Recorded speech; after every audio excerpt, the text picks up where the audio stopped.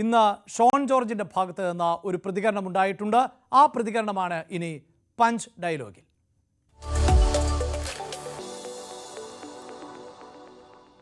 Love ജിഹാദ് criminal കുറ്റമായി പ്രഖ്യാപിച്ച് കേരള നിയമസഭ നിയമം പാസാക്കണമെന്നാണ് BJP സംസ്ഥാന വൈസ് പ്രസിഡന്റ് കൂടിയായിട്ടുള്ള ഷോൺ ജോർജ് പറയുന്നത്.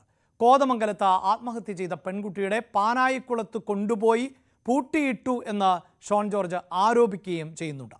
മതപരിവർത്തന പരാതി ഉണ്ടായിട്ടും പോലീസ് കേസെടുക്കുന്നില്ല.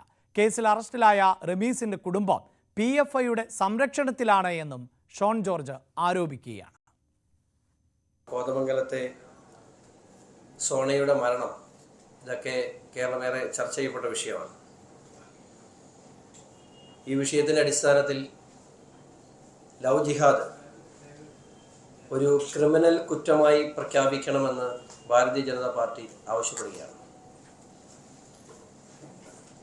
ഇവിടെ ഇത്രയും ദിവസം കഴിഞ്ഞിട്ടും നിർബന്ധിത മതപരിവർത്തനത്തിന് നിർബന്ധിച്ചു, അതിനുവേണ്ടി പാനായിക്കുളത്ത് ആ പെൺകുട്ടിയെ കൊണ്ട് പൂട്ടിയിട്ട് പീഡിപ്പിച്ചു എന്ന് മൊഴിയുണ്ടായിട്ടും പോലീസ് പറയുന്നത് ഞങ്ങൾക്ക് ഈ വിഷയത്തിൽ കേസെടുക്കാൻ നിയമമില്ല എന്നാണ്. അങ്ങനെ നിയമമില്ല എന്നുണ്ടെങ്കിൽ ആ നിയമം നിർമ്മിക്കുവാൻ, ഇതിനെ കുറ്റകൃത്യമായി പ്രഖ്യാപിക്കുവാൻ കേരള നിയമസഭ നിയമം പാസാക്കണമെന്ന് ഭാരതീയ ജനതാ പാർട്ടി ആവശ്യപ്പെടുന്നു.